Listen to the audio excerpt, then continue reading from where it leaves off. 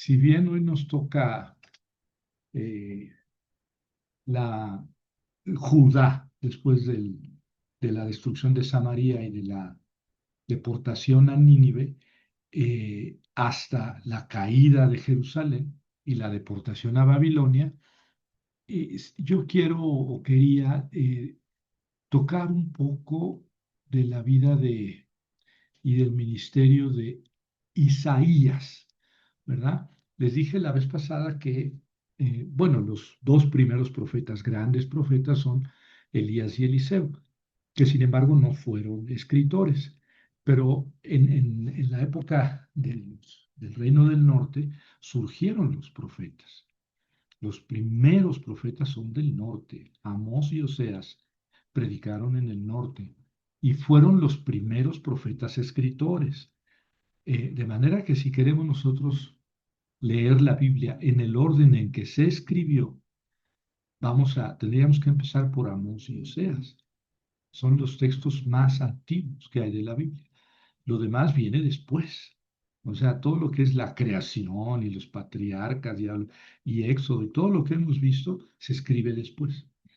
Bueno, sin duda que había textos por ahí regados, posiblemente varios,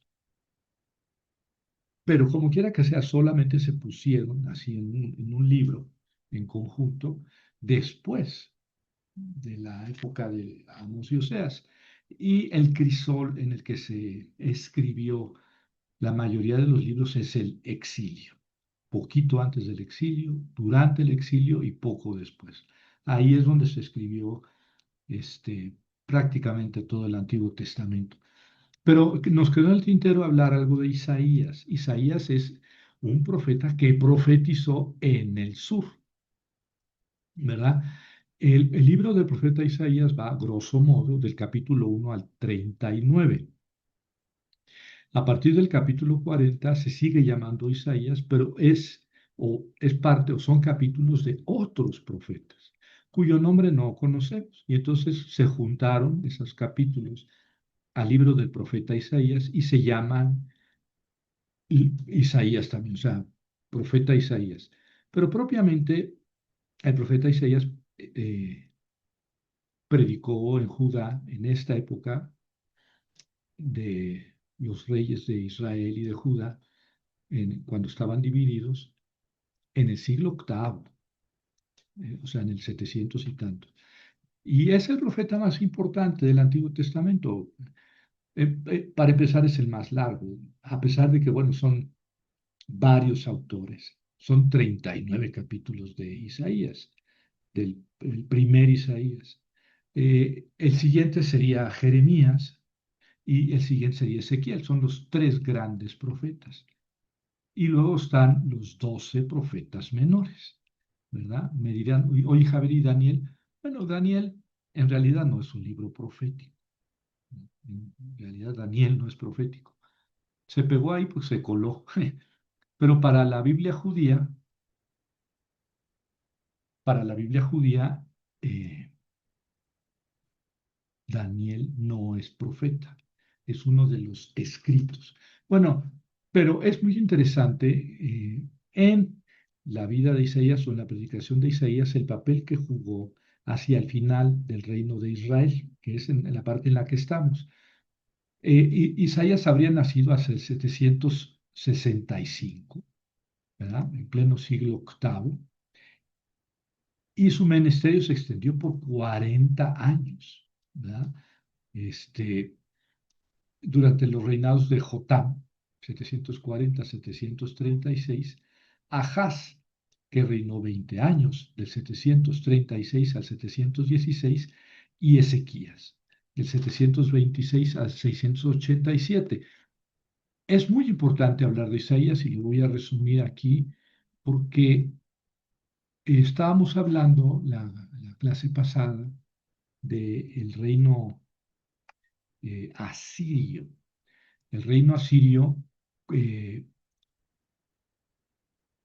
conquistó y derrotó, creo que aquí está el Papa, el reino asirio conquistó todo el centro de Siria y el norte de Siria, casi hasta el Mar Negro, conquistó a Siria, tenía controlado hasta Babilonia, hasta el sur, ¿verdad? Y conquistó también Canaán, la tierra de Canaán. Bueno, evidentemente acá está Jerusalén, acá está Judá, y aquí en el norte estaba el reino de Israel, las tribus del norte, ¿verdad? Aquí está Israel y las tribus del norte. Bueno, el papel de Isaías en este trance, cuando reinaba Ahaz, fue el siguiente. El reino de Siria, no Asiria, Siria, que está aquí, lo estoy cerrando en un círculo, el reino de Siria se unió con el reino eh, de Damasco, ¿verdad? Perdón. El reino de Siria, aquí en esta parte, se unió con el reino de Israel para enfrentarse a los asirios, porque los asirios se estaban expandiendo, ¿verdad? Eh, entonces, digamos que controlaban toda la zona y la sometían a tributo. Pero entonces Siria se une con Israel, le pone un chat, un WhatsApp, el rey de Siria al rey de Israel y dice, oye, vamos a juntarnos para enfrentar a Siria y detenerlo. Porque si no lo detenemos, a Siria va a tomar Siria, toda esta parte, y luego va a tomar Israel, y luego va a tomar Judá, y luego va a atacar Egipto, como de hecho lo hicieron los asirios. Entonces el rey de Siria se unió con el rey de Israel y le pusieron un correo también al rey de Judá, ¿verdad? A Ahab. eh, Perdón, Ahaz, al rey Ahaz le pusieron un correo y le dijeron, oye, júntate con nosotros para pelear contra los asirios, ¿verdad? Entonces, Isaías, que Isaías era un profeta de corte, un profeta, digamos, de alcurnia, de élite, y esto implica que tenía un gran conocimiento de la situación geopolítica internacional. Entonces Isaías se presentó ante Ahaz y le dijo, eh, cuidadito con que hagas alianza con Siria y Efraín. Efraín, bueno, es una manera de decir Israel, el reino del norte. Cuidado que hagas alianza con Siria y Efraín en contra de los asirios. Y entonces cuando dice el famoso oráculo del capítulo 7, le dice, pídele una señal a Dios, le dice Isaías a Ahaz. Ahaz le dice, no voy a pedir una señal, no voy a tentar a Dios. ¿Se acuerdan de? Y entonces le dice Isaías, te niegas a pedirle una señal a Dios, Dios va a dar una señal. La Virgen concebirá y dará a luz un hijo. Y antes de que el niño sepa elegir lo bueno y rechazar lo malo, esos dos cabos de tizones humeantes que tanto te atemorizan habrán desaparecido. Este es el sentido de esa profecía que ahora conocemos como del Emanuel, pero que en ese momento, 700 años antes de Cristo, 730 años antes de Cristo, no tenía nada que ver con Jesucristo, ni en la mentalidad de Isaías. Es posible que la Virgen concebirá y dará a luz un hijo, se refiere a una persona en concreto, ¿verdad? Una de las concubinas, la reina o X persona. Pero es posible que no se refieran a ninguna persona en especial. Habría que considerar así la profecía. Una muchacha está embarazada, va a dar a luz un hijo, y antes de que el niño sepa elegir lo bueno y rechazar lo malo, ¿a qué edad un niño o una niña elige lo bueno y rechaza lo malo? Pues digamos que a los 6 años, ¿no? A los 7 ya lo podemos regañar, hijo, eso no se, hija, eso no se hace. Pero antes de eso, pues es un niño, ¿no? Que roba, un niño de 5 años, pues más bien si no, mira, hijo, eso no es tuyo, no lo puedes coger. No, yo lo quiero, pues no, hijo, no es tuyo, ¿no? o no digas mentiras, etcétera. Digamos que a los 6 años. Y entonces, si esa mujer está embarazada, va a tardar 7 meses en que nazca el niño, cuando mucho. Más 6 años, 7 años. En lo que está diciendo Isaías a Ahaz es, mira, de aquí a 7 años, esos dos reyes que tanto miedo te dan, o sea, Siria y Efraín, o Siria e Israel, habrán desaparecido. Sí, porque estos dos reyes de Siria y de Efraín, de Israel, le decían al rey Ahaz, si no te unes con nosotros, nosotros te vamos a castigar, nosotros te vamos a aplastar, o como le hace el trompas de cochino, cambiamos el régimen, te quitamos a ti y ponemos un rey que esté de acuerdo con nosotros en Judá. Estas eran las amenazas de los sirios y de los efraimitas. Y eso es lo que le dice Isaías al rey, no te vayas a aliar con ellos en contra del rey de Asiria, porque el rey de Asiria de todas maneras les va a pegar, los va a hacer pedazos. En 5, 6, 7 años, estos dos reyes que tanto miedo te dan ahora habrán desaparecido. Ese es el sentido de la profecía del Emmanuel. Si ustedes se leen capítulo 7 de Isaías, ese es el sentido. Que la mujer, que quién es, eso es lo de menos. Lo que está diciendo Isaías, mira, en 6 o 7 años, esos dos reinos que tanto miedo te dan habrán desaparecido. No te unas a ellos. Asiria los va a destrozar. Y de hecho pasó así. En cambio, entonces el rey Ahaz recurrió a Asiria. Sí, recurrió a Asiria y le habla por teléfono el rey Ahaz al rey de Asiria. Le dice, mira, Siria y Efraín están buscando una coalición en tu contra. Yo les he dicho que no me voy a poner en tu contra. Yo te sigo pagando el tributo porque estaban pagando ya tributo. Tú defiéndeme. Vean la trascendencia de esta acción. Judá le pide a Asiria que lo defienda a Judá de Siria y de Israel.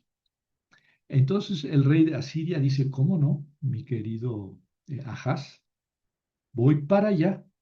Y entonces Asiria fue y tomó Damasco, la capital de Siria, y tomó Samaria, la capital de Israel.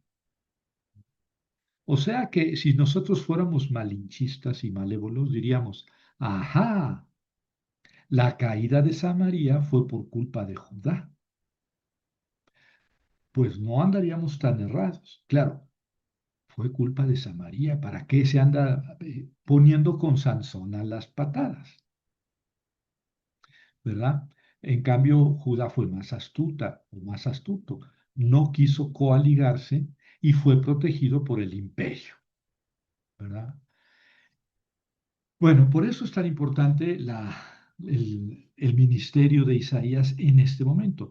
Tiene muchas cosas muy importantes el libro de Isaías, pero esta es una de las que más importan, ¿verdad? Más adelante, eso es en el 733, ¿verdad? ¿Por qué? Porque en el 732 Asiria toma Damasco, 732, y en el 721, 9 años más tarde, toma Samaria, ¿verdad? Y a Israel la deja en paz. Este, eh, 20 años más tarde, en el 701, hay otro acontecimiento muy llamativo en la Biblia, que también está en el libro del profeta Isaías. Vino Sennacherib, ¿verdad? Vino en este caso ya contra el rey Ezequías de Israel. Era otro rey en ese momento, 20 años después. Vino Sennacherib contra el rey Ezequías y lo trajo, ya no me acuerdo la cantidad, pero algo así como 145,000 soldados. O sea, es una exageración, sin duda alguna, pero ahorita van a ver por qué el redactor se permite tal exageración. sitiaron Jerusalén 145.000 asirios, que eran soldados guerreros muy, muy, muy bravos. Entonces, el rey Ezequías consideró pedirle ayuda a Egipto, ¿verdad? Y entonces le pone un chat, o fue un correo electrónico, o fue llamada, eso ya no lo sé. Y le dice, ven en mi defensa. Porque claro, si Asiria toma, bueno, había tomado ya Israel, había tomado Siria, toma a Judá, lo que sigue es Egipto, ¿verdad? Entonces le dice al rey de Egipto, ven a ayudarme en contra de los asirios.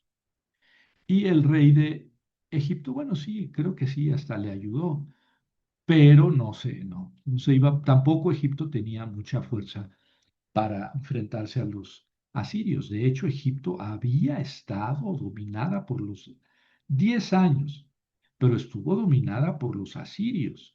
En ese, un poquito después, en ese momento todavía no, pero claro, el imperio asirio pues iba tomando los reinos que tenía a su alcance. Para tomar o para enfrentarse en guerra contra los egipcios, tenía que asegurarse primero el dominio sobre Siria y luego sobre Israel y luego sobre Judá y luego ya podía ir contra los egipcios. Y de hecho así lo hizo.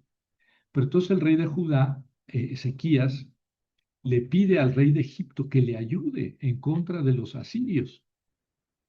E Isaías vuelve a decirle, fíjense no sé, uno diría la revelación que tenía Isaías, la confianza que tenía en Dios, que le dice a Ezequías, no pidas auxilio de los egipcios, porque ellos ni te van a ayudar. El único que te puede ayudar en esa circunstancia es Dios. Si no confías en Dios, no te vas a salvar, ni tú ni tu pueblo. Y, y Ezequías no quedó muy convencido y le pidió ayuda a los egipcios, ¿eh? Pero ¿qué pasó? Que Dios vino en la noche, el ángel destructor de Dios, el ángel destructor, vino y mató a T-O-D-O-S, a todos los soldados asirios que estaban rodeando Jerusalén. A todos los mató en una sola noche. Este, y al día siguiente, bueno, unos borrachitos se dieron cuenta de la masacre que había acontecido y fueron a avisar al rey y a la ciudad y salieron y dijeron, pues sí, estaba todo lleno de cadáveres, no se podía caminar sobre tierra porque estaba todo eso lleno de cadáveres de asirios. Bueno, eso es lo que dice el libro de los reyes.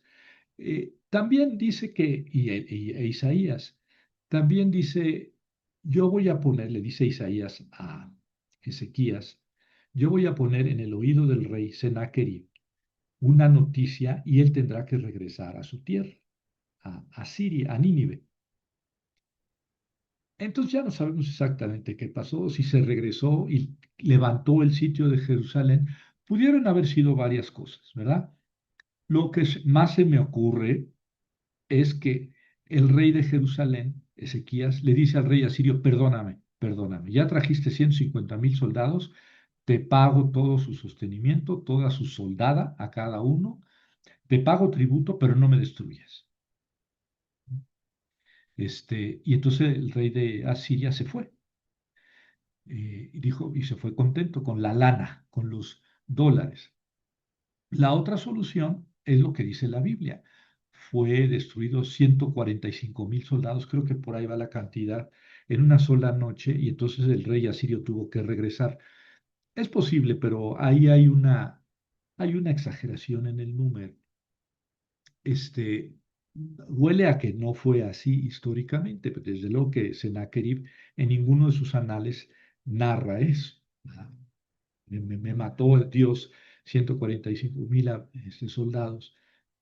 Y por otro lado, en el mismo texto, dice que Dios le iba a poner una noticia al oído de Sennacherib y que él se tendría que regresar. Y esta es otra posibilidad. El imperio asirio no fue un imperio muy sólido, ¿verdad? Fue muy brutal, muy violento, eh, pero no duró mucho. No logró asentarse porque tenía grandes enemigos. Al este, pues nada más que los medos y los persas. Al norte estaba Urartu, y al sur estaba Babilonia. Y luego tenían más al oeste a los egipcios, que nunca fueron una nación débil. Incluso los asirios controlaron Egipto pocos años después, pero nada más pudieron controlar 10 años a Egipto. Era una nación, es como una isla, ¿eh? Porque rodeada de desierto y de mar, pues Egipto es como una isla. Logró sacudirse el yugo de los asirios, ¿verdad? Este, entonces, el imperio asirio siempre tuvo problemas y además también siempre tuvo muchos problemas internos. Incluso a Sennacherib se regresó Sennacherib a su tierra y luego lo mataron dos de sus hijos, ¿eh? O sea, el pleito en Asiria siempre fue muy severo. Bueno, como también en Israel y en Judá, en esto de la sucesión de los reyes. Pero pues, aquellos eran una potencia hegemónica, un imperio.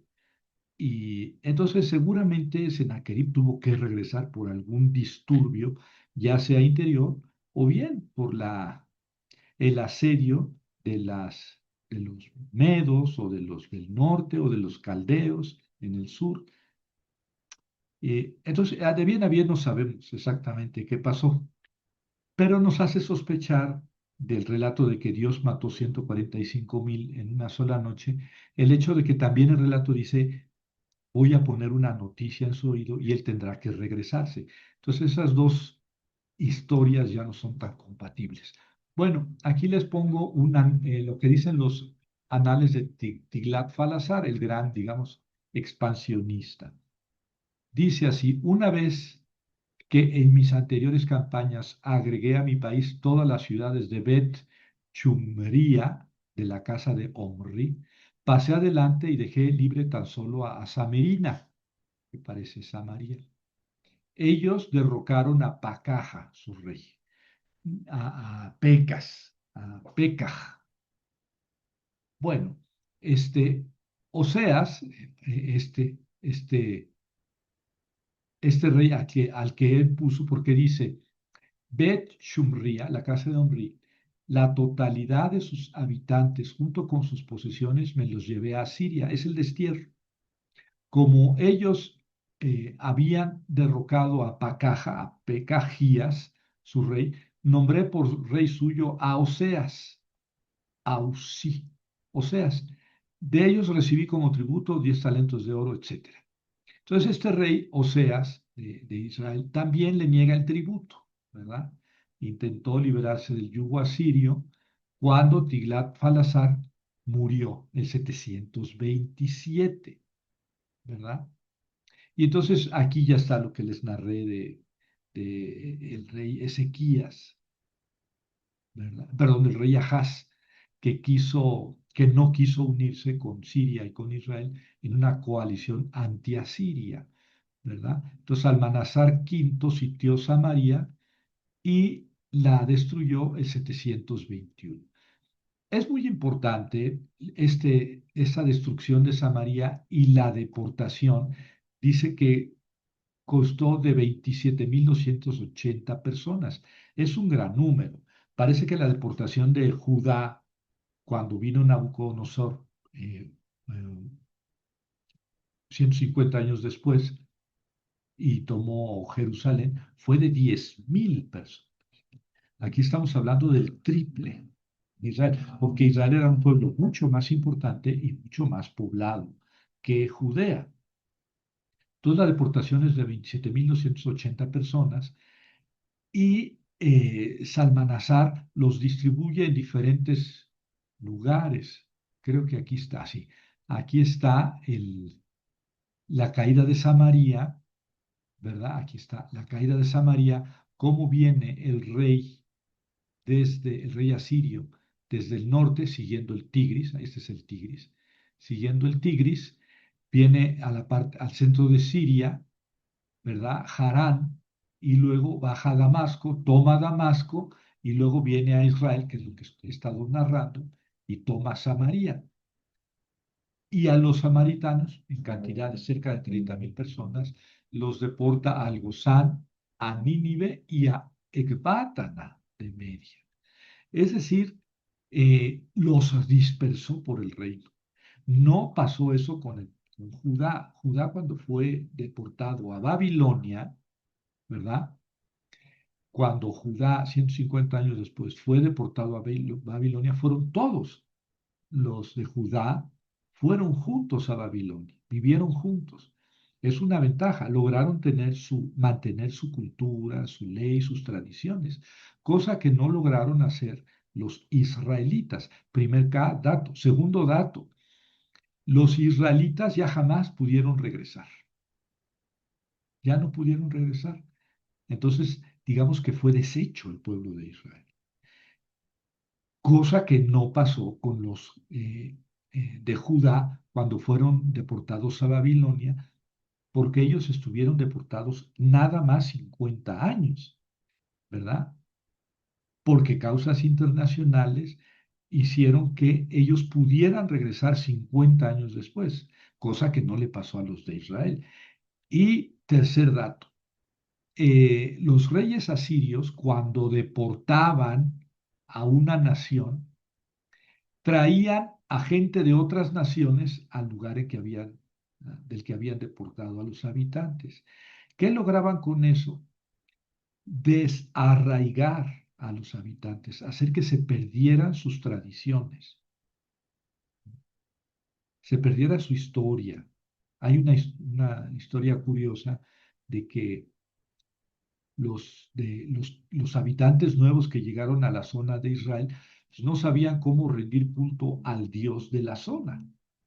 Y entonces el rey les permitió que trajeran a un sacerdote de ellos, de los israelitas, para que les enseñara a los nuevos sacerdotes cómo rendir culto a Dios. Como ven, es demasiado artificial porque ellos no, los nuevos sacerdotes, pues, no habían asumido toda la historia y todas las tradiciones de Israel. Pero ahí tienen ese tercer dato que es muy interesante, muy importante. Israel fue invadido por gente de otras naciones. Entonces, ¿qué pasó con la cultura de Israel? Las tradiciones, los templos, todo saltó hecho pedazos, cosa que no pasó después cuando Judá fue al destierro a Babilonia. Repito, fueron juntos, cosa que a Israel no le pasó. Segundo, pudieron regresar 50 años después, cosa que a Israel no le pasó. Y tercero, los caldeos, cuando deportaron a los de Judea a Babilonia, no trajeron nueva población a Judea. Entonces, digamos que los que regresaron del destierro, al regresar se encontraron, digamos así, que sí hubo un choque con los que se habían quedado, con los que no habían ido al destierro, pero finalmente eran tan israelitas como ellos, tan de Judea como ellos, que se habían ido. Bueno, esto es la historia, aquí concluye la historia de Israel. Ahí concluye 721, se acaba Israel, sigue la historia de Judá del 721 hasta el 586, o sea, más o menos 140 años más. Eh, es lo que vive Judá, eh, digamos ya sin la presencia de su hermano Israel. Y es lo que vamos a ver en esta sesión, ¿verdad? La historia de Judá hasta el destierro. Porque al final a Judá le pasó lo mismo que a Israel. Vino una potencia extranjera, ya no eran los asirios, ahora son los caldeos, y le pegan a Judá, se llevan a los habitantes desterrados, etcétera. Y luego ya sigue la historia del regreso del destierro. ¿verdad? Pero aquí vamos a abarcar unos 140 años, del 721 al 586. Y lo vamos a hacer un poquito así a matacaballo, porque si no, pues no terminamos la historia. Y esto es lo que, de esto habla el segundo libro de los Reyes. Empezamos en el capítulo 18. Fíjense que en estos 8 capítulos, del 18 al 25, se avienta estos 140 años de historia. O sea, estos 8 capítulos del segundo libro de los Reyes van como nosotros a toda velocidad, bla, bla, bla, bla, bla, bla, bla, y bla, bla, bla, bla, bla, bla, bla, bla, bla, y se acabó y ya. Sí, porque está la historia muy, muy condensada y no me voy a detener en muchos detalles. Ustedes podrán leer los libros. Pero hay unos detalles interesantes, ¿verdad? En primer lugar, Isaías y Asiria. Y esto está aquí porque aquí es lo de que vino Sennacherib y sitió Jerusalén con 145,000 soldados y que el ángel de Yahvé mató a todos en una sola noche. Es lo primero. Y entonces, Isaías no quería que el rey pidiera auxilio de Egipto. Y el rey Ezequías sí pidió auxilio de Egipto, ¿verdad?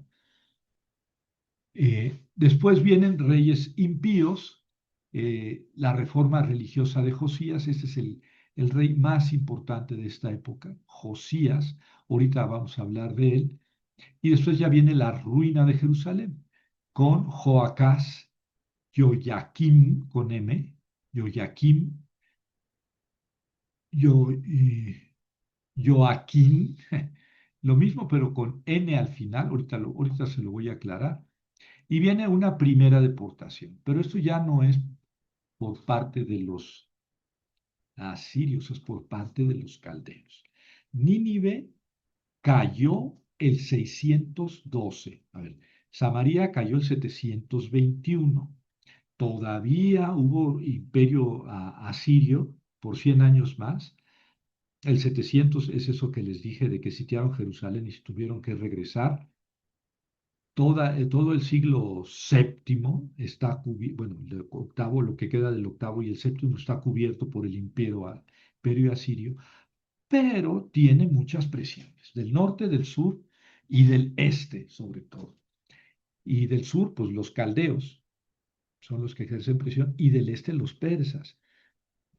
Por esto que dice el Trompas, que vamos a acabar con el imperio persa, pues sí, hijo, nada más que el imperio persa tiene 3.000 años de existencia.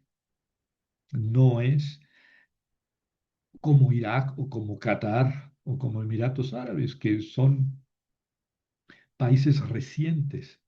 El imperio persa es un imperio tradicional, pues es mucho más antiguo que Estados Unidos, que los mexicanos, y invéntenle lo que quieran. Es uno de los grandes imperios de la antigüedad, el imperio persa. Bueno, y entonces, ¿por qué estoy diciendo eso? Eh, Porque el imperio persa, junto con los caldeos, el sur de Babilonia, tomaron Nínive el 612. Y digamos, ahí es cuando ya se disuelve. Ya venía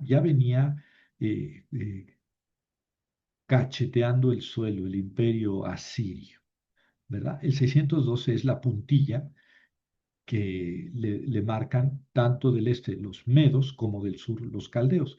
Y ahí ya se acabó el imperio asirio. Entonces la hegemonía en la región la tomó Babilonia, o sea, los caldeos en el sur. Ahorita vamos a ver su imperio de los caldeos,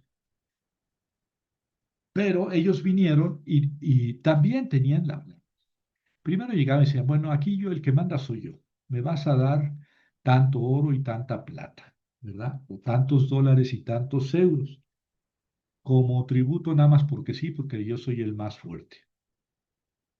Más o menos como le hizo el trompas de cochino a los venezolanos. Este, ya si se resisten, entonces ya hay guerra, ¿verdad? Y entonces les impone un tributo al doble, pero además ya no los deja gobernarse por sí mismos, ¿verdad? Les pone ahí, digamos, gobernadores.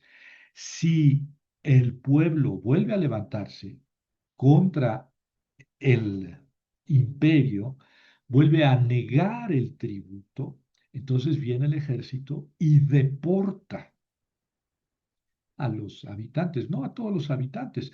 Digamos que deporta a los que tienen prepa, de prepa para arriba, digamos así, para que se den una idea. Es decir, deporta a toda la gente que puede rehacer la cultura. Deja a los campesinos, a la clase baja, a la gente que no, no porque sea menos, sino que no, nunca se ha dedicado a la cultura, ni a la religión, ni al sacerdocio, entonces no puede reconstruir la cultura, ¿verdad? Es una manera de destrozar al pueblo. Ese era el tercer paso. Primero se pone tributo por las buenas, la segunda se pone tributo por las malas y si niegas el tributo viene la deportación. Claro, los asirios eran más salvajes que los caldeos, pero los caldeos no se quedaban muy atrás, ¿eh? Después de que cayó Nínive, todo el imperio asirio, no, no todo, pero casi todo, lo tomaron los caldeos, ¿verdad? Y sin hacer excepción de Siria, la región de Canaán, la región de Judea. Y viene aquí, después de una larga historia que está narrada ahí en esos libros, la primera deportación. Eso fue el 598 antes de Cristo. Vino Nabucodonosor porque no le querían pagar tributo, castigó a Judá y se llevó a unas personas deportadas, el 598. Y él puso al nuevo rey, así cambió el régimen, como quería hacer el tropas con Terán, ¿verdad? Mato a la Jamenei y se descabeza el imperio y entonces ya vendrá uno de que va a generar problemas internos, la gente no va a estar a gusto, se van a dividir y más fácil, divide y vencerás. Bueno, eso hizo Nabucodonosor, ¿verdad? El 598, pero resulta que después el otro rey también se rebeló porque los impuestos, los tributos eran muy duros. Hagan de cuenta, el 80% del Producto Interno Bruto, de la riqueza que genera el pueblo, se va para el imperio. Y entonces los habitantes del país conquistado solamente pueden subsistir. Digamos que lo que pueden hacer es trabajar para el rey, para el imperio. Entonces, desde luego que había gente que decía, ¿no? Y también que tampoco los caldeos como los asirios tampoco las tenían todas consigo, porque tenían también muchos problemas hacia adentro, en el gobierno hacia adentro, en la sucesión de los reyes, y tenían siempre a los medos y a los persas en el este, es decir, a Irán en el este, que era una potencia siempre acechante, que nunca pudieron controlar. Entonces, bueno, tampoco las tenían todas consigo, pero pusieron como rey, en este caso a Sedecías en Judá. Sedecías después negó el tributo, y aquí hay que hablar del profeta Jeremías, ya hablaré en su momento, y negó el tributo, entonces vino Nabucodonosor y a lo mató, ¿verdad? Mató a sus hijos enfrente de él, a su esposa, imagínense lo que le hicieron, y a él ya no se dice si lo mataron en ese momento o murió de los golpes que le pusieron, pero ya no se vuelve a hablar más de él, además de que le sacaron los ojos. Pero le dijo Jeremías, ¿eh? Le dijo, mira, y justamente fíjense qué curioso, el, el mensaje de Jeremías fue al revés que el de Isaías en este sentido. En el 701, cuando vino Sennacherib y sitió Jerusalén, Isaías le dijo al rey, a Ezequías, no pidas ayuda a Egipto. La ayuda te va a venir solo de Dios. Es decir, Dios no va a permitir que Jerusalén caiga. Ese fue el mensaje de Isaías. Y 100 años después, poquito más de 100 años después, Jeremías le dice al rey Sedecías, no pelees contra los caldeos, te van a destrozar. Paga tributo, pide perdón. La única manera de que Judea siga existiendo y de que tú sigas con vida es que pagues tributo. Lo que negaste lo pagues y al doble, porque, o si no, te van a hacer pedazos. Le dice Jeremías al rey Sedecías. Ahorita vuelvo a hablar de él, pero entonces es el profeta que le tocó vivir, a Jeremías le tocó vivir la destrucción de Jerusalén y el destierro a Babilonia. Jeremías no fue al destierro porque era amigo, entre comillas, de los caldeos. ¿Por qué amigo? Pues porque él siempre andaba predicando la rendición. En el pueblo no lo querían al pobre Isaías. Todo el mundo lo detestaba. ¿Por qué? Porque decía, nos van a masacrar. Lo único que podemos hacer es pagar y seguir pagando si queremos seguir con vida. Y no lo quería. E incluso lo metió, este rey lo metió a la cárcel. Ah, pero luego iba a la cárcel a preguntarle, oye, Jeremías, ¿qué hago? ¿Qué es lo que Dios dice? Pues así era, así está narrado, ¿no?, en el libro del profeta Jeremías. Y no le hizo caso a Jeremías, cedió a las presiones de los eh, consejeros que tenía en el reino, negó el tributo, vino Nabucodonosor y destruyó Jerusalén y hizo la segunda deportación. La primera es en el 598. La segunda deportación es 12 años después, en el 586. Pero esta segunda deportación estuvo acompañada con la destrucción del templo, el famoso templo de Salomón, que ya les dije que quién sabe qué tan grandioso sea, pues no hemos podido saber prácticamente nada de él. Lo destruyó Nabucodonosor, bueno, los soldados de Nabucodonosor, y se llevó a otra gente al destierro, también a Babilonia.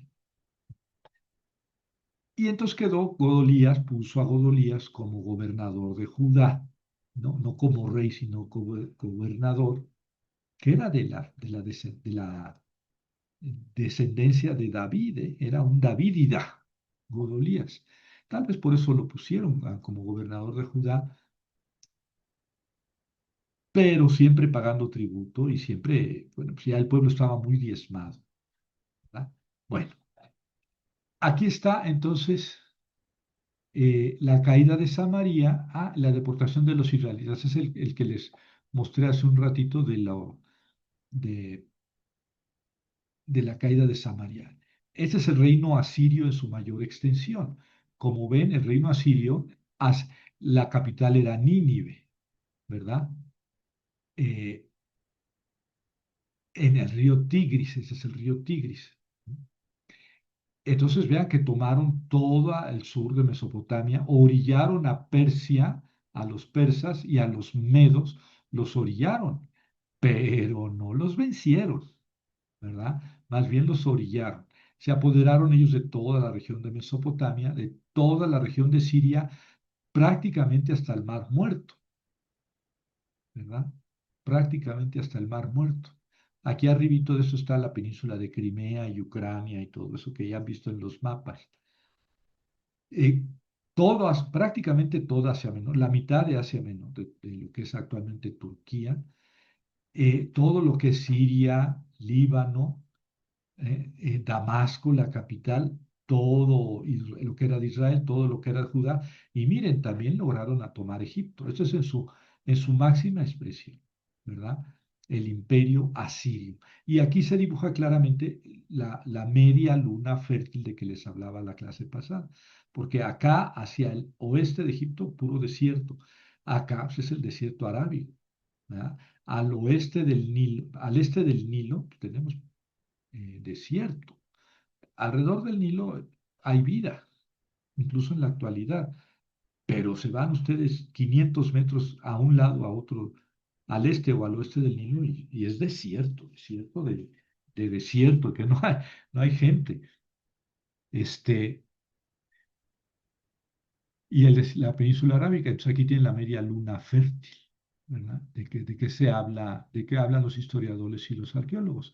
Sobre todo marcados por el río Éufrates, que baja desde aquí de las montañas de Asia Menor. Estoy marcando los afluentes del Éufrates, que baja y luego se va hacia el sureste, ¿no?, hacia el sureste, ¿verdad? Y ahí a la orilla está Babilonia, Uruk, Ur y acá Mesopotamia. En cambio, el río Tigris también desciende de las montañas del norte, ¿verdad? Aquí están sus afluentes, y este baja más directamente de norte a sur. Estoy siguiendo. A su vera está Nínive y luego Asur, ¿verdad? Y otras grandes ciudades, y luego se une con el río Éufrates y luego ya desemboca en el Golfo Pérsico. Ese que está ahorita cerrado, ese que está ahorita cerrado. Bueno, ese es el imperio asirio. Ya de Isaías hablamos de sus intervenciones, este, y ya de lo que había acontecido con Sennacherib, el rey que sitió Jerusalén. Siguió un rey llamado Manasés, que es criticado duramente por su infidelidad a Yahvé. Pero esto está, digamos, justificado, entre comillas, porque Asiria ponía sus condiciones. Es decir, ok, tú puedes seguir viviendo, tienes que pagar tributo y tienes que poner culto a mis dioses. Entonces el rey, en este caso Manasés, pues tenía que rendir culto y tener templo a los dioses asirios. Claro, al cronista, a la persona que está escribiendo, este rey levantó dioses a las Asherás y a las Astartés. Y, sí, ok, ok, bueno, pues sí. ¿Y qué otra posibilidad había? ¿Verdad? A Saradón, hijo de Sennacherib es el que 701 sitió Jerusalén. Su hijo Asaradón subió al trono y pudo finalmente conquistar Egipto, el 671, 671. Judá estaba sometida a tributo. Y entonces pudieron ya conquistar Egipto. Pero claro, el 663, 8 años después, los egipcios recuperaron su independencia. Por eso este mapa puede ser engañoso, porque aquí se dice que esto formó parte del imperio egipcio, asirio. Sí, sí, sí, pero no. Solamente 10 años, o 7 u 8 años fue parte del imperio asirio. Después lograron su independencia de nuevo. Egipto, como él les decía, es una isla, porque tiene al norte el mar, al oeste el desierto y al este el desierto. ¿Verdad? Así, un ejército no va a atacar por el lado del Mar Rojo, porque esta parte es desértica. O sea, ¿qué ejército se va a meter ahí? O del este, del oeste tampoco. Entonces, las invasiones a Egipto tenían que venir por mar o por el norte, digamos. Bueno, entonces ahí está la misión de Senaquerías, Manasés, y después vino Josías para hacerme un gran brinco, pero no mucho. El 640 empezó a ser rey Josías. Él tenía 8 años cuando empezó a ser rey. ¿Verdad? Eh, Asiria ya estaba en franca decadencia. Entonces, el 640, Asiria estaba en franca decadencia. El 663 lo habían expulsado de Egipto y tenía muchos problemas en sus fronteras Asiria. Y esto lo aprovechó Josías. Claro, no cuando tenía más 8 años, estaba en el 622. Vamos, Josías fue nombrado rey el 640. 18 años después, en el 622, vio la oportunidad Josías en cierta forma de independizarse de Asiria. ¿Mm? Ahí estuvo el asunto. Y no solamente de independizarse, sino de lanzar una reforma religiosa. Nínive fue tomada el 612, como les dije había hace un momento.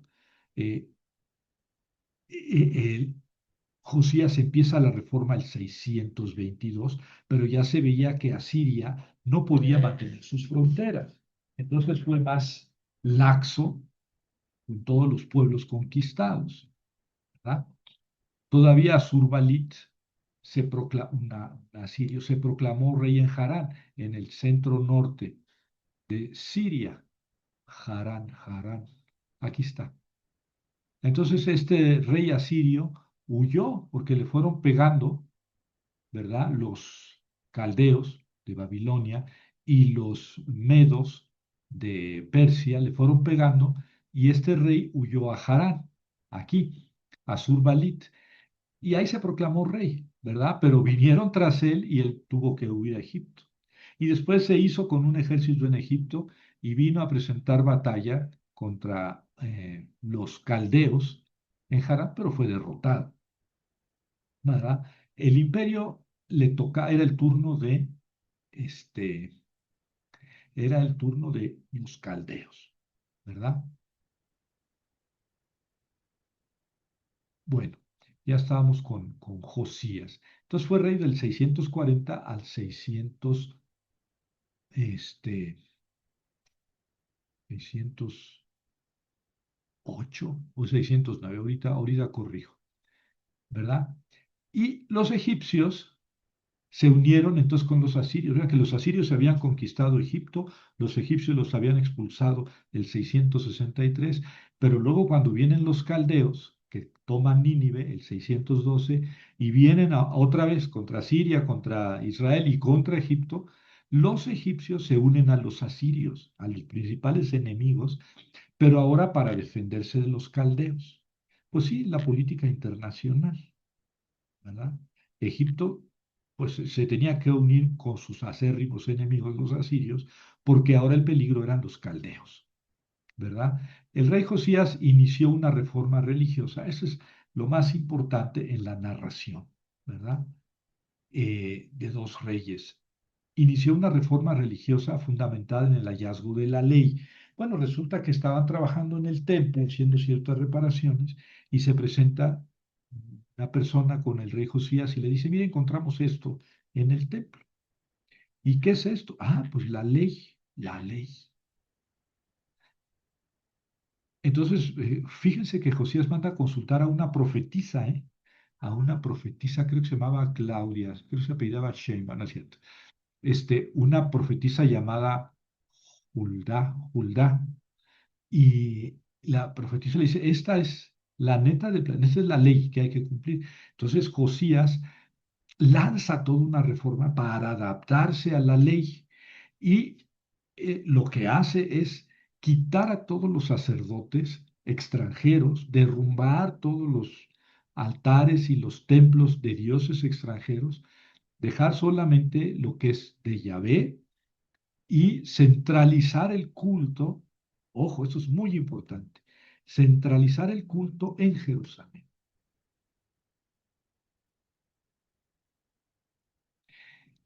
Esta es la reforma religiosa. Incluso pretende, pues, extenderse un poco al norte, a Samaria y etcétera, para rejudaizar a los pueblos que estaban ahí. Mm, claro, aquí bueno, no podemos dejar de plantearnos esta cuestión. Parece, huele, no huele, apesta, a que esto del descubrimiento de la ley, pues en realidad fue un pretexto para lanzar la reforma religiosa. Y también, entre paréntesis, pues lograr la unidad nacional y desde luego el fortalecimiento del reino de Judá. Esa impresión me da, pero muchos autores no están de acuerdo con esta interpretación. Dicen, no, más bien ahora la mayoría de los autores, fíjense, dicen que esta ley es lo central del Deuteronomio, que podríamos encontrar esta ley, porque no se nos dice qué decía la ley que encontraron, pero por lo que hizo Josías, suponemos que era lo que manda la ley en el Deuteronomio. Y sí, es muy posible, pero que no fue escrita en ese momento, o sea, que no hicieron, como yo les había dicho que olían, a que fue, ay, descubrimos la ley y vamos a seguirla. No, más bien parece que sí, bueno, según muchos autores, la mayoría, sí descubrieron una ley que había sido escrita en el norte. La tradición deuteronomista es del norte, de las tierras de Israel. Entonces, al parecer, esta ley se había escrito en el norte después de la caída de Samaria, es decir, en el siglo séptimo, del 699 hasta el 622 que descubren esa ley, se había escrito en las tierras del norte. Por eso el Deuteronomio da tanta importancia al profetismo. Ya dije que los grandes, Elías, Eliseo, eran profetas del norte, y luego los primeros escritores, Amós y Oseas, eran del norte. En el norte hubo una gran tradición profética. Y el Deuteronomio es básicamente, bueno, no básicamente, tiene mucho respeto por la tradición profética. Entonces, tal parece que esa ley había sido conservada, redactada, retocada por los sacerdotes o los israelitas que habían quedado en Israel después de la deportación. ¿Cómo llegó esa ley al templo de Jerusalén? No se nos dice, nosotros no podemos saberlo, pero esa es la, digamos que es la teoría más común en la actualidad. Fue escrita en el norte y por alguna razón llegó al sur, estaba en el templo y entonces, basado en ese descubrimiento, Josías lanza una reforma religiosa muy poderosa. Este, el problema con Josías es que este, aquí les decía esto, esta opinión de que la ley fue, a mí se me hace que fue escrita para justificar y para respaldar y para dar fuerza a Josías. Esa es mi opinión, pero esta opinión no es respaldada por la mayoría de los autores. Esto se debe a que el pensamiento deuteronomista es anterior a Josías. O sea, la tradición deuteronomista es un poquito anterior de Josías y es sobre todo del norte. Bueno, eso hay que aceptarlo, ¿verdad? Eh, bueno, y luego este rey murió el 600, Josías el 609, si mal no recuerdo, 608, creo que fue el 609. O sea, la reforma es del 622 e incluso se extiende a unas ciudades de Israel para reevangelizar, ¿verdad? Lo que había sido ya destrozado. Este, y desde luego que Asiria pues está muy débil. Asiria no tiene nada que defender, ¿verdad? Digamos que tiene que dejar hacer al rey Josías. Entonces dice que en los días de este rey Josías subió el faraón Neco, es Neco II, ¿verdad? Rey de Egipto. Pero fíjense qué curioso es el versículo 29 de el capítulo 23. Capítulo 23 de 2 Reyes 23, versículo 29. Ojo con este versículo. En sus días subió el faraón Neco, rey de Egipto, con el rey de Asur al río Éufrates. El rey Josías fue a su encuentro y él lo mató en Megiddo en cuanto lo vio. Bueno, ¿quién es este él que mató y quién es lo a quien mató? En el versículo no se dice, pero bueno, se entiende muy claramente por el contexto que él es el rey de Egipto, Neco, del faraón. Él mató a quién? A Josías. Lo mató en Megiddo, en esa llanura gigantesca de que ya hemos hablado, en cuanto lo vio. A ver, y entonces aquí no dice a qué fue, bueno, no se dice a qué iba Neco, rey de Egipto, con el rey de Asur. ¿Qué es eso de? ¿Iba en plan amigo o en plan enemigo? El faraón Neco iba como amigo del rey de Asur a unírsele.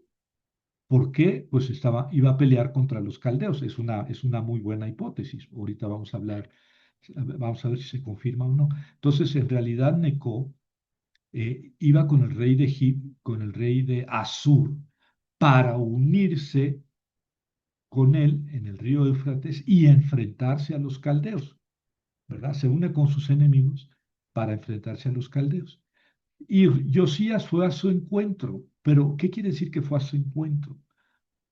Iba a unirse con él, iba a saludarlo, le llevaba un pastel por su cumpleaños.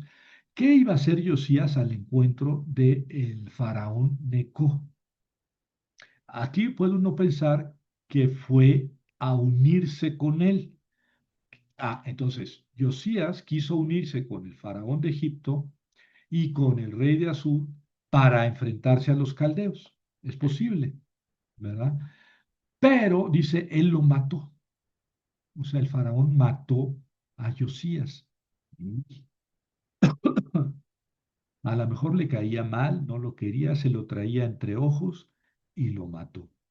Pero es posible que Josías fue a su encuentro, es decir, en plan de guerra, fue a hacerle la guerra al faraón Neco en el corazón de Israel, porque ya vimos que Megiddo está en el corazón de Israel. Entonces Josías fue a enfrentarse contra el rey Neco. Es decir, Josías no quería unidad con los asirios en contra de los caldeos. Claro, aquí le falló el ojo, falló la geopolítica a Josías, porque recuerden que el rey Ahaz no se unió con los sirios y los israelitas en contra de los asirios. Más bien le puso un WhatsApp al rey de Asiria para que lo defendiera a Judá de la agresión de sirios y de israelitas. Y aquí Josías no quería hacer frente común con los egipcios y con los asirios para defenderse de los caldeos, porque él estaba muy a gusto, es decir, en cierta forma, en tiempos de Josías hubo paz y prosperidad, tanta paz y tanta prosperidad que hasta hubo una reforma religiosa. ¿Y por qué hubo paz y prosperidad? Porque Asiria era muy débil. Asiria había dejado ya prácticamente a Judea hacer lo que quisiera. ¿Mm? El peligro ahora eran los caldeos, pero eso no lo vio Josías, ¿verdad? No quiso unirse con egipcios y con asirios en contra de los caldeos, pero el rey, el faraón Necao o Neco II, lo mató. Lo mató. Se acabó el gran rey de Judá después de la caída de Samaria es precisamente Josías. Y lo mató el rey Neco por babas. Yo digo que pues ¿qué tenía que ir a enfrentarse con un ejército tan superior? ¿Verdad? Bueno, pero ahí todavía hay personas que dicen, no, es que él no iba a su encuentro para enfrentarlo, sino para unírsele. Y entonces, ¿por qué el faraón de Egipto no lo habrá aceptado y lo mató? Mm, Bueno, la crónica babilónica que descubrimos recientemente, afirma que Neco, el faraón de Egipto, quería unirse con Asurbanipal, el rey asirio que estaba, digamos, en el exilio, rey de lo que quedaba de Asiria, o sea, Egipto con Asiria, y no, Neco logró su objetivo, o sea, se unió con los asirios, pero no pudo con Asurbanipal derrotar a los caldeos. Perdieron. Tal vez por esto Josías dijo, no, yo no me junto con ustedes.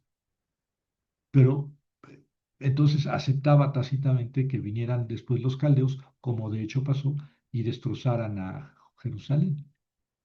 A pesar de ello, se enseñoreó de Siria y Palestina. Aquí estuvo la desgracia, ¿verdad? Estamos hablando del rey de Egipto. Necao no pudo derrotar a los caldeos. Sí se unió con los asirios, pero no pudo derrotar a los caldeos. ¿Pero qué sí logró? Bueno, ya que no pude derrotar a los caldeos, me quedo con toda la región de Siria, perdón, con toda la región de Palestina e Israel, toda la tierra de Canaán. O sea, Israel perdió su independencia por babas. ¿Ven? Bueno, por babas, qué fácil es hablar 3000 años después. pero Israel, Judá, no se unió con los egipcios, más bien los quiso detener, y Egipto no venció a los caldeos, pero sí se quedó con toda la región de Palestina, y entonces ahora somete a tributo a Judá. Pobre Judá, ¿eh? Judá había sido tributaria de, y después tributaria de, y después tributaria de. Ahora que tenía cierta independencia de los asirios, vuelve a ser tributaria de Egipto. Pues ahora tiene que pagarle un fuerte tributo a los egipcios por no haberse unido con ellos, ¿verdad? Este, entonces, eh, ¿qué hizo Necó? Aprendió a Joacás. ¿Quién es Joacás? El hijo de Josías. Que a Josías acababa de morir, pues le acababa de matar el rey, el faraón. Reinó 3 meses, este pobre Joacás, 3 meses, ¿verdad? Entonces vino, eh, vino el faraón Necao y se llevó a Joacás, se lo llevó preso, al hijo de Josías, y murió en Egipto este pobre.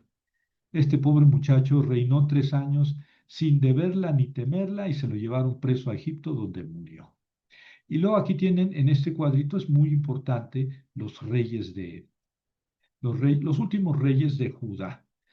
Amón reinó del 640 al 600, del 642 al 640, ¿verdad? A este rey le tocó ya una Siria en decadencia.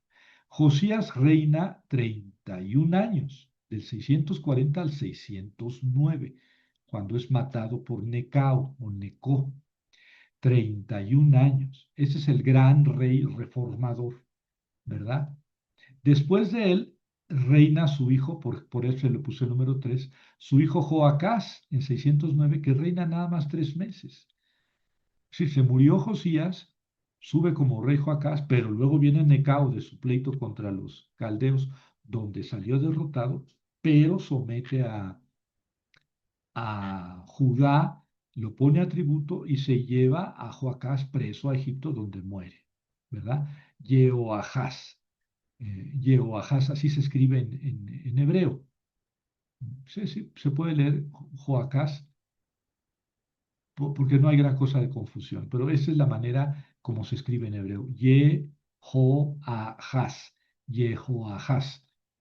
Después de Jehoahaz, eh, reinó Joaquim, es decir, el rey, el faraón de Egipto, se llevó a Joacás preso y puso como rey a Joaquim con M, Jehoiakim con N, con M, Jehoiakim. Este lo puso el faraón de Egipto. A este se lo llevó preso y puso a este con el tributo. Él reinó del 609 al 598, Jehoiakim, ¿verdad? Y este es el número 6, entonces nos falta el 5, ¿verdad? Y entonces el que reinó después de Jehoiakim fue Jehoiakim, ¿verdad? Aquí es Jehoiakim con M y aquí es Jehoiakim con N, es la única diferencia. Aquí muchas Biblias ponen Joaquim y acá le llaman Joaquín con N. Y entonces uno dice, ay, se equivocaron de una letra. Hay que leer con atención los textos, ¿verdad? Y por eso les puse aquí el nombre hebreo, Jehoiakim. Y sigue Jeconías o Jehoiakim, que nada más reina 3 meses, en el 598, ¿verdad? Llega Nabucodonosor, porque aquí ya no existía Asiria, se acabó la dominación egipcia, viene Nabucodonosor, quita a Jehoiakim y pone a Jehoiakim. Nabucodonosor pone a este pobre como rey, ¿verdad? No, él reina 3 meses, llega Nabucodonosor y se lo lleva preso, a este se lo lleva preso a Babilonia. a Jehoiaquín, se lo lleva preso a Babilonia. ¿Mm? Y pone Nabucodonosor como rey a Sidquillahu, castellanizado Sedecías. A este lo puso Nabucodonosor. Él lo puso porque, pues era otro hijo de Josías, ¿verdad? Joacás, Joaquín, Sedecías, hijos de Josías, pero entonces era tío de Jehoiaquín, lo puso como rey, pues porque así tenía un rey títere, digamos, ¿verdad? Que le pagara tributo. Y este fue rey del 597 al 586, ¿verdad? Eh, Aquí reinó 3 meses Jeconías, como había sido Joacás. 3 meses, porque vino Nabucodonosor, ¿verdad? Aquí fue la primera deportación de que les hablé hace un momento. Aquí se dio la primera deportación y se lo llevó preso a Babilonia y puso a Sedecías Natanyah, Natanyah. Yahu, ven que es un nombre que tiene el nombre de Yahvé, nombre teófilo, Sirquillahu, lo mismo que Natanyah, Matanyah, Matanyah. Este, lo puso Nabucodonosor. Pero este, pues estaba, como ya les decía, entre la espada y la pared. El tributo era muy pesado contra a Babilonia, era muy pesado. Entonces, en principio sí pagaba el tributo, pero pues hizo caso, se decías, a los profetas de palacio y a sus consejeros que le decían, niega el tributo, Yahvé va a defender a Jerusalén. Acuérdate lo que pasó cuando vino Sennacherib con 145,000. Lo mismo Yahvé no va a permitir que Jerusalén caiga. Y es y tiene sus profetas, ¿verdad? Se juntan sus profetas, quién sabe cuántos serán, y ay, mis queridos amigos, se me ha olvidado hacerles el depósito del aguinaldo. Perdonen, se lo voy a juntar por dos porque me distraje. Aquí está su dinerito. A ver, que díganme, ¿qué dice Yahvé que haga en este caso? ¿Mm? Entonces los profetas de palacio le dicen, pues defiéndete, niega el tributo, Yahvé va a defender Jerusalén. Pero Sedecías no está nada a gusto y va a consultar a Jeremías, a quien tiene preso, y le dice, ¿qué hago, Jeremías? ¿Qué hay? ¿Qué palabra hay de Dios para nosotros? Y es lo que ya les comenté. Jeremías dice, no vas a salir con vida. La única manera de que Israel siga existiendo y que tú conserves la vida es que pagues tributo. Nada de revueltas. Por eso la gente odiaba a Jeremías. Era un vendepatrias. Era un vendepatrias, un colaboracionista. Pero finalmente pues, era un profeta. Es decir, él decía, por eso Jeremías sufre mucho, porque de repente en su libro dice, es que Yahvé, tú pues me has hecho la burla de la gente. O sea, siempre que tengo que ir a anunciar, anuncio cosas que disgustan a todo el mundo. La gente me odia, me quiere matar, los chavos, hasta los niños se burlan de mí. Este, y ya me dice, bueno, pues, ¿qué quieres, Jeremías? A ti te tocó bailar con la más fea. El caso es que se decía, niega el tributo y entonces viene el Nabucodonosor, que ni siquiera vino él se quedó allá en el norte, pero mandó a sus ejércitos, sitió Jerusalén y destrozó Jerusalén, ¿verdad? 586, 586, destroza Jerusalén, se lleva muchas cosas del templo de Jerusalén, se las lleva a Babilonia triunfalmente, hace la segunda deportación a Babilonia y se acabó, ya no hubo rey. Desde entonces, 586 antes de Cristo, hasta hoy, 2026, no ha habido rey en Israel. Rey judío de Judá, descendiente de David. No. Aquí, cuando deja de existir ya el rey de Israel, el hijo de David, es cuando nace, cuando se da impulso al mesianismo, a esta esperanza de Judea, de los israelitas, de que iba a volver un descendiente de David, Todos estos eran davídidas, la misma dinastía davídida. Ahí surge la esperanza en que va a surgir un Davídida que va a liberar al pueblo de Israel de la opresión. En tiempos de Jesús, pues de la opresión de los romanos. Por eso le decían a Jesús, a ver, pues, estamos contigo, saca la espada y vamos contigo hasta la muerte. Y Jesús les decía, por ahí no va el patín, ¿verdad? Bueno, pero esto, entonces, en el 586 deja de haber rey. Es verdad que Jehoiaquín se lo llevó preso a Babilonia, ¿sí? Y allá por el 560, el sucesor de Nabucodonosor,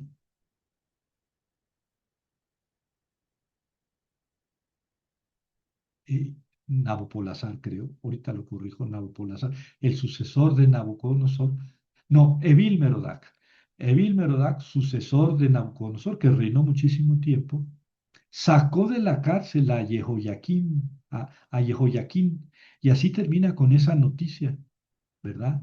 El rey le dio muchos privilegios a Jehoiaquín, como guardando la esperanza, porque ahí termina el segundo libro de los Reyes.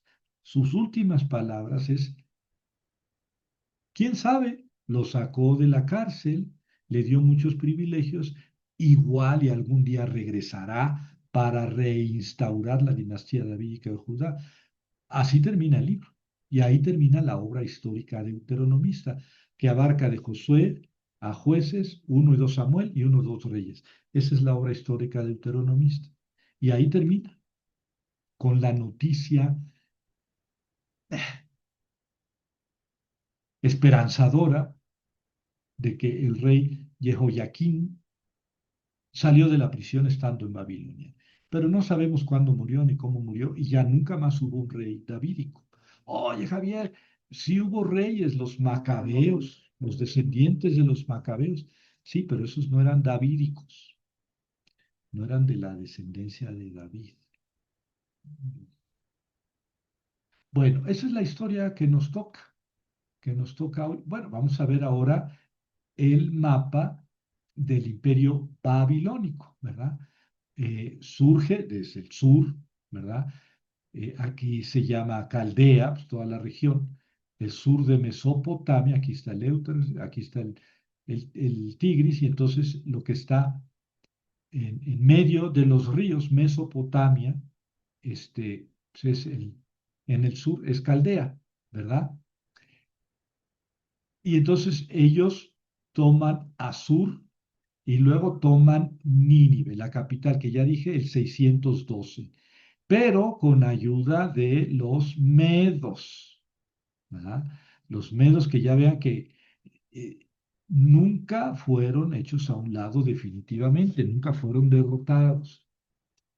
Es una región muy montañosa, una región remota, pero con una gran cultura y sobre todo ya en aquella época no eran fácilmente conquistables. Ellos ayudaron a la derrota de Asur y a la toma de Nínive.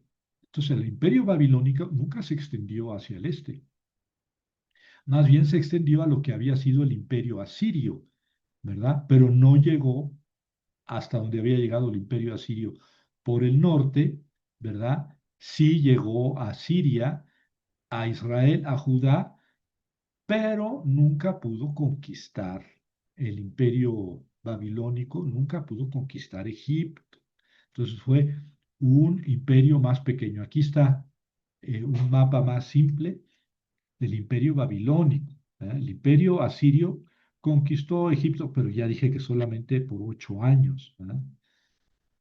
Pero como quiera que sea, no se extendió tanto ni al este, ni al norte, ni al sur, como el imperio asirio. El imperio babilónico fue más efímero todavía, porque si ponemos el surgimiento del imperio babilónico con la caída de Nínive, el 612, el imperio babilónico cayó, Babilonia cayó en manos, adivinen de quién, de medos y persas.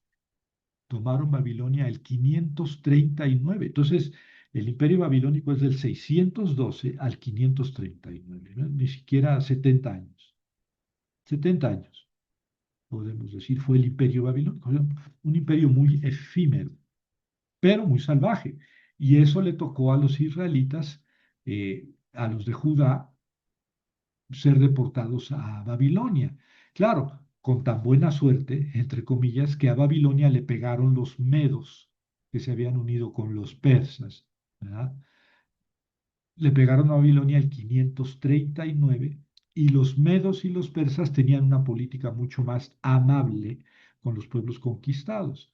Es decir, los persas le dijeron a los israelitas, miren, váyanse a su tierra si quieren, si no, quédense aquí. Tengan su sacerdocio, tengan su gobierno, nada más me pagan mi tributo. Pero los dejamos seguir su religión y hacer su culto y ciertas tradiciones que pueden tener ustedes en su tierra. Y esto, pues no era una bonanza, no es que fueran felices los israelitas, pero podían regresar a su tierra y tener su culto, a su Dios, sus templos, incluso sus autoridades religiosas. Entonces eso era mucho más benigno que los terribles mandatos que habían sido de los asirios y después de los caldeos. Los persas por eso sí tuvieron un imperio muy largo. Los persas fueron el país hegemónico, el imperio más grande durante 200 años. Eso no solamente conquistaron Egipto, por muchos años conquistaron Egipto, llegaron hasta parte de Grecia, sí, tenían conquistada parte de Grecia, toda Turquía, todo fue conquistado por los persas y mantuvieron el imperio por 200 años. ¿Verdad? Bueno, ahorita lo que nos importa es que el 539 tomaron Babilonia y permitieron a los israelitas regresar. Bueno, tampoco es que hubieran regresado inmediatamente y ni muchos, ¿eh? Todavía estuvieron más de 100 años con que en Jerusalén no había suficientes habitantes. Muchos ya ni querían regresar y que se quedaron en la diáspora, en la regazón, en la dispersión, diáspora, en la diseminación, ¿eh?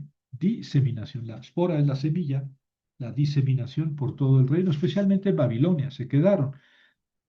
Y todavía 100 años después de que pudieron regresar, estaban luchando que no había suficientes habitantes en Jerusalén. Tuvieron que mandar traer a gente de los pueblos para que habitara Jerusalén, pero eso es harina de otro costal. Bueno, este, pues ya, esa es nuestra historia que nos tocaba contar.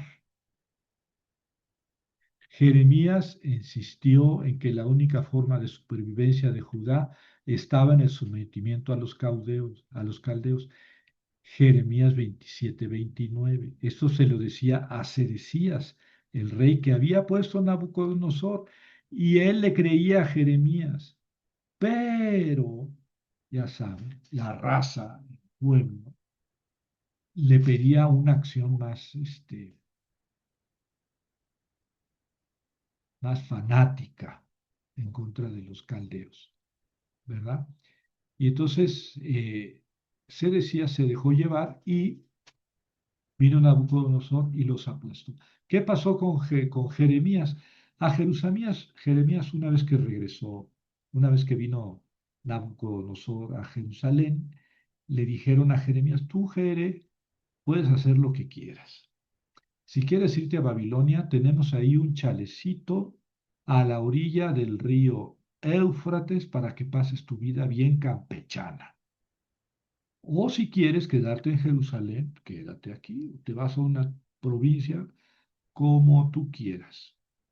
O si te quieres ir a Egipto, vete a Egipto si quieres, dado que tú eres de los nuestros. ¿Eh? Era colaboracionista. Y Jeremías decidió quedarse en Jerusalén. ¿Verdad? Decidió quedarse en Jerusalén. Después los jerosolimitanos Mataron al gobernador Godolías que había puesto el rey de Babilonia. Lo mataron, se rebelaron, les dio miedo y huyeron a Egipto y se llevaron a Jeremías a la fuerza. Después de eso ya no sabemos nada de Jeremías. Bueno, él murió, su visión profética fue justamente cuando fue tomada Jerusalén. Jeremías tiene narraciones para entender cómo fue el sitio de Jerusalén, hay que leerse a Jeremías. Dice que había mujeres que cocinaban a sus hijos y se los comían, porque el sitio fue tan terrible que la gente se moría de sed, de hambre. Cuando había una persona que tenía fuerzas para caminar, los soldados la seguían, era una mujer, seguían a esa persona a ver dónde vivía, porque sin duda que tenía alimento, sino cómo es que andaba caminando. Y se encontraron que comía a su hijo. Claro, vaya usted a saber. Primero tiene uno que imaginarse lo inimaginable, ¿no? Lo que fue el sitio de Jerusalén, lo que era el hambre y también las circunstancias. Probablemente el niño murió y sus papás, para no morir ellos, comieron al niño. El caso es que hay que hacerse una idea de la desesperación, de la hambruna. Y lo dice varias veces Jeremías, ¿eh? Y también en las lamentaciones de Jeremías dice eso. Se volvió como un paradigma, comerse a sus hijos como el paradigma del sufrimiento de un sitio. Cuando se pone sitio en una ciudad, la gente muere de hambre, muere de sed y de desesperación. Bueno, así pasó en Jerusalén y esto lo narra Jeremías y se da uno una idea de la desgracia profunda. Por eso las lamentaciones, pues son lamentaciones sobre la caída de Jerusalén, porque la gran ciudad, la ciudad de Dios, la promesa, ta, ta, ta. Y fíjense que Josías lo que había hecho era centralizar el culto solo en Jerusalén, ¿lo recuerdan? Eso fue a partir de la Reforma, el 622. Antes había culto en otros santuarios, en otros lugares. Con Josías se centraliza en Jerusalén. 622, bueno, en el 586, 30 años después, 40 años después, desaparece Jerusalén.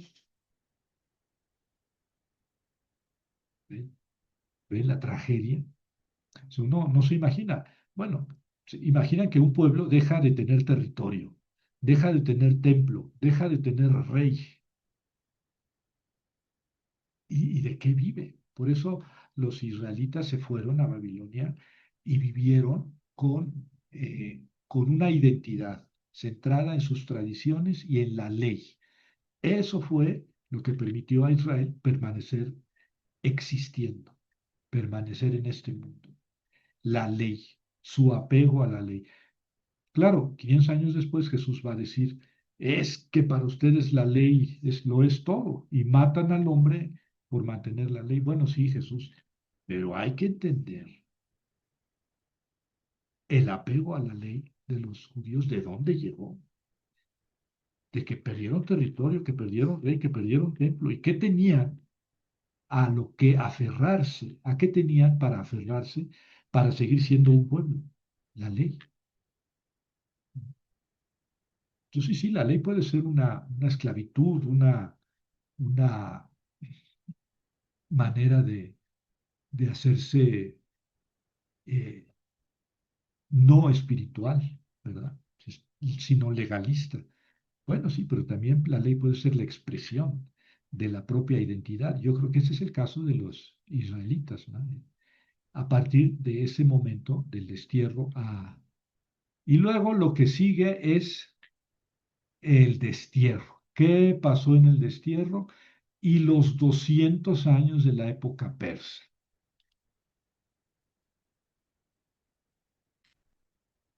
¿Qué les parece?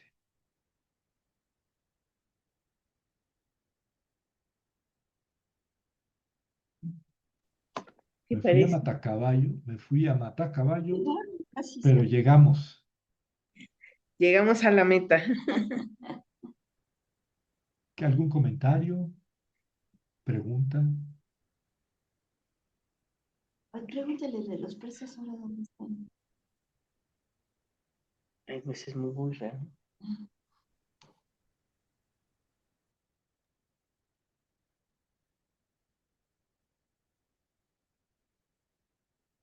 Ay, pues son muchas preguntas, pero Sí, es que hay mucha historia ahí, muchos detalles, pero creo que así, si me voy un poco por arriba, podemos llegar al final y darnos una idea global de lo que pasó. Sí, del imperio asirio siguió el imperio babilónico y del imperio babilónico siguió el imperio medo-persa. Los israelitas estuvieron sometidos a los asirios, en el ínterin a los egipcios y después a los caldeos y después a los persas, ¿sí? Y después lo que falta, a los romanos y después a los, bueno, entre los romanos a los Ptolomeos y luego a los Seleucidas y siempre fue una canica, una pelota de ping-pong. ¿Por qué? Pues por su situación geográfica. Israel está en un punto en el que para ir de Egipto a Mesopotamia hay que pasar por ahí, por Canaán. Para ir de Mesopotamia a Egipto hay que pasar por Canaán. Entonces siempre era la manzana de la discordia. Cuando Egipto era fuerte, tenía que conquistar Palestina para, digamos, para tener un colchón, ciudades fortificadas ahí que detuvieran a cualquier ejército invasor. Y al revés, cuando Siria, Asiria, Mesopotamia o Persia eran fuertes, tenían que poner sus fronteras en Palestina, bien fortificadas para evitar invasiones de partes de los egipcios, que eran las grandes potencias de la época, ¿no? Sobre todo Mesopotamia y Egipto. Después entra en juego también los griegos, ¿no? Pero también Alejandro Magno conquistó primero allá Líbano, la costa por el norte, luego la costa filistea, luego Egipto y luego regresó ahora sí contra Jerusalén. No podía dejar a Jerusalén al descubierto sin conquistarla y él seguir su camino hacia el oriente. Tenía que tomar el reino de Jerusalén y sus alrededores, Judea en general, para poder luego extenderse hacia Mesopotamia y hacia Persia, ¿verdad? Que, bueno, Persia era la, la gran, el gran imperio al que derrotó Alejandro Magno. Derrotó a los persas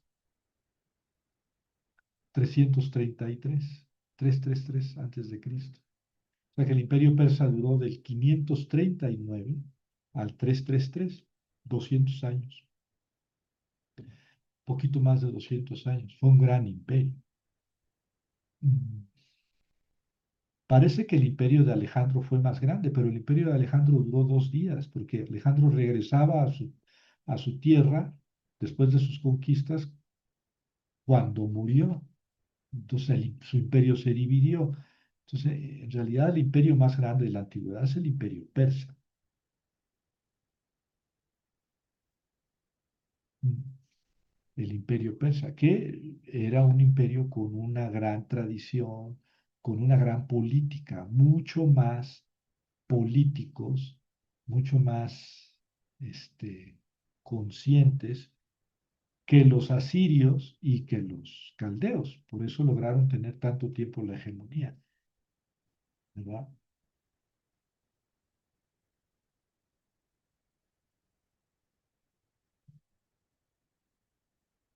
¿No? ¿Más preguntas, comentarios?